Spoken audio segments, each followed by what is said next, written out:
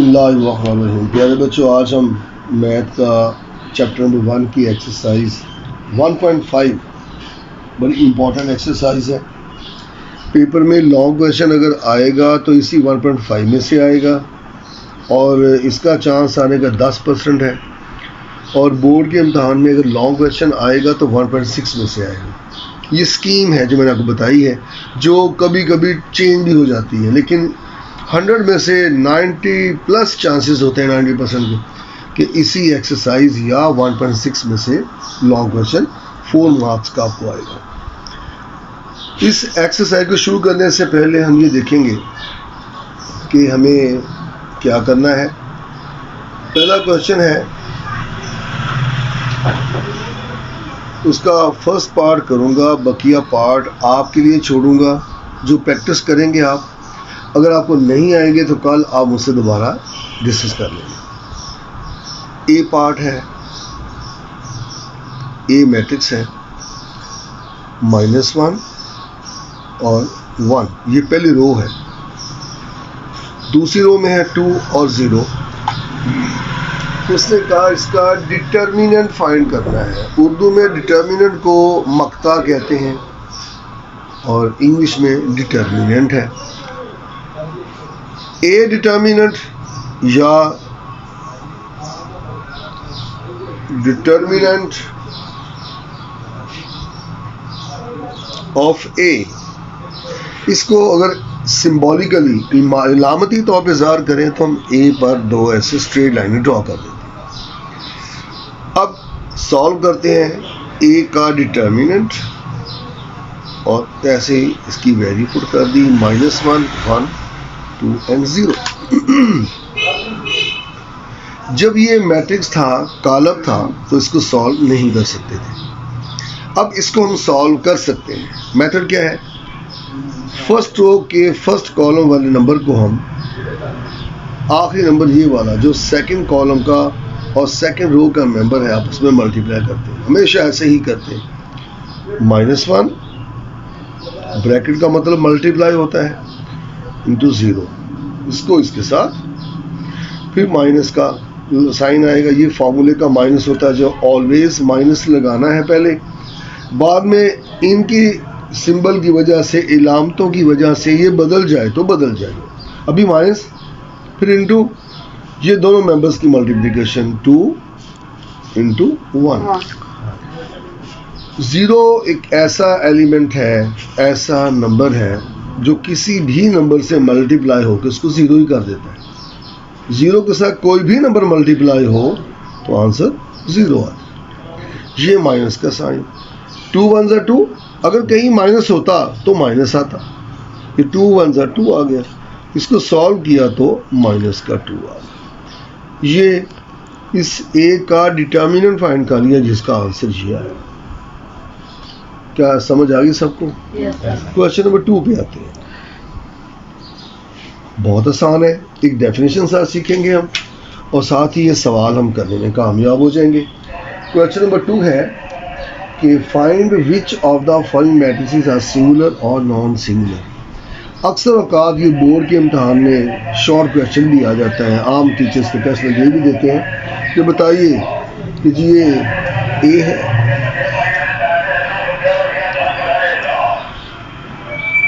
ये है, 6 है,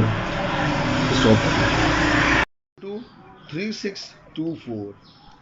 ये एक एलिमेंट, एक मैट्रिक्स दिया हुआ है।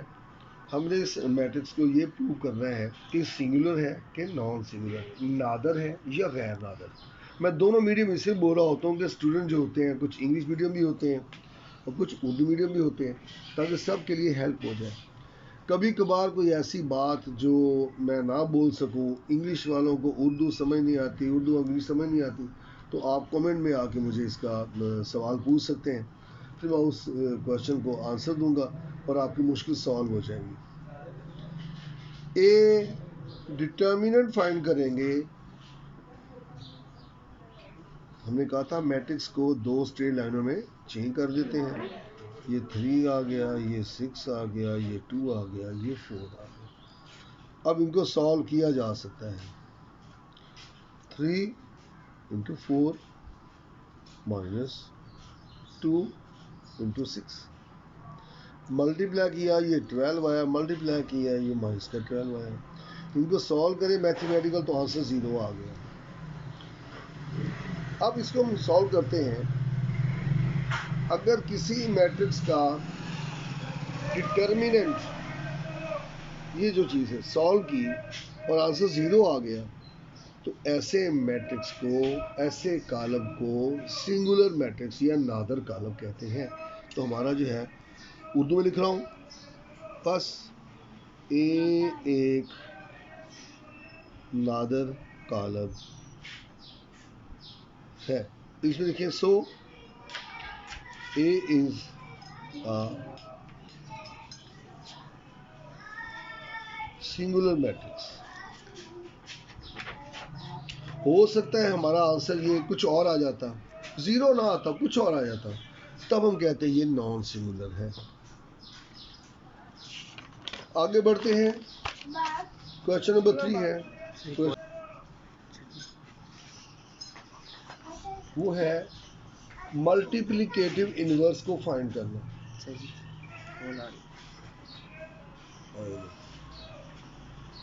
Inverse of each if possible. ये पॉसिबिलिटी क्या है? अगर किसी मैट्रिक्स का, जैसे हम कहते हैं हमारे पास फर्स्ट पार्ट ए है, वो है -1, 3, 2 and 0। कहा जाए इसका मल्टीप्लिकेटिव इनवर्स, जैसे क्वेश्चन है वैसे ही लिखता हूं, मल्टीप्लिकेटिव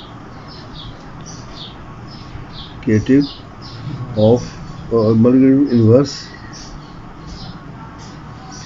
ऑफ ए। इसको मैथमेटिकल फॉर्म में हम यूं भी लिख सकते हैं, a की पावर -1। ए इनवर्स पढ़ते हैं और इसका जो फॉर्मूलेशन है वो कुछ यूं है, a inverse is equal to adjoint A over a mod a determinant. अब हमारे पास a डिटर्मिनेंट सॉल्व करना तो आ चुका है। इस एडजॉइंट के बारे में आपको पता चल जाए तो हमारा ये क्वेश्चन सॉल्व हो जाएगा। एक और बात, इस क्वेश्चन में उसने कहा था इफ पॉसिबल, इट मींस अगर a जो डिटर्मिनेंट है अगर वो 0 आ जाए तो 0 किसी भी नंबर को डिवाइड नहीं करता, वो इन्फिनिटी आंसर आ जाता है, तो हम कहेंगे इसका इनवर्स पॉसिबल नहीं है। और अगर इसका जो डिटर्मिनेंट है वो 0 ना आए, यानी ए नॉन सिंगुलर हो जाए, गैर नादर हो जाए, तो इसका इनवर्स मुमकिन होता है। ये है इसकी कंडीशन जो उसे कही थी, पॉसिबल है या नहीं है। अब हमें इसका पहले क्या फाइंड करना है? ए डिटर्मिनेंट फाइंड करना है। फिर हमारा क्वेश्चन आगे चलेगा। अगर यही 0 आ गया तो हम यहीं पे कहेंगे इसका जो इनवर्स है वो पॉसिबल नहीं है। -1 मल्टीप्लाई बाय 0 -2 मल्टीप्लाई बाय 3, 0 से 0 हो गया, -3 जो 6 आया, उसको सॉल्व किया तो -6 आया। इसका इनवर्स पॉसिबल है। अब दूसरी चीज़ मालूम करनी थी, वो था एडजॉइंट। पूरा वर्ड क्या है? पूरा वर्ड है ADJOINT, एडजॉइंट, जो पीछे इस एक्सेस पहले आर्टिकल में आया था, हमने इसको डिस्कस भी किया था। एडजॉइंट है, कैसे फाइंड करते हैं? ये इसी ए का ही फॉर्म होती है, ये थोड़ी चेंज करके क्या करते हैं, इन दोनों नंबर्स को जिनको हम यहाँ पे जब ए डिटर्मिनेंट फाइंड किया था तो मल्टीप्लाई किया था, उनका आपस में जो उनकी प्लेस है, जगह है, उसको रिप्लेस कर देते हैं। 0 चला जाएगा वहाँ -1 की जगह पर और -1 आ जाएगा 0 की जगह। इन दोनों नंबर्स को क्या करते हैं? उनकी जगह को चेंज कर देते हैं, तब्दील कर देते हैं, और बकिया 2 नंबर्स का साइन चेंज करते हैं, लेकिन उनको रखते वहीं पर ही है। ये -3 और ये -2। ये एडजॉइंट निकालना। किसी भी नंबर का, किसी भी मैट्रिक्स का हमने एडजॉइंट फाइंड करना तो क्या करते हैं? ये जो 2 नंबर होंगे, जो फर्स्ट रो का फर्स्ट एलिमेंट है और सेकंड रो का सेकंड कॉलम वाला है, इन दोनों की जगह रिप्लेस कर देते हैं और इनको बकिया को, जो फर्स्ट रो का सेकंड कॉलम और सेकंड रो का फर्स्ट कॉलम है उनको वहीं रखते रखते उनका साइन चेंज कर देते हैं, तो ये एडजॉइंट फाइंड कर देते हैं। अब फार्मूला हमारे पास है, वहाँ पे आ जाते हैं।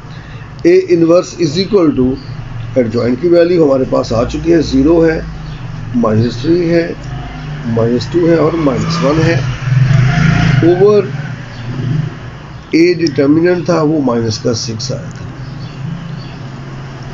A inverse is equal to जो -6 है वो हर अंदर एलिमेंट के डिवाइड में चला जाएगा, डिवाइड हो जाएगा।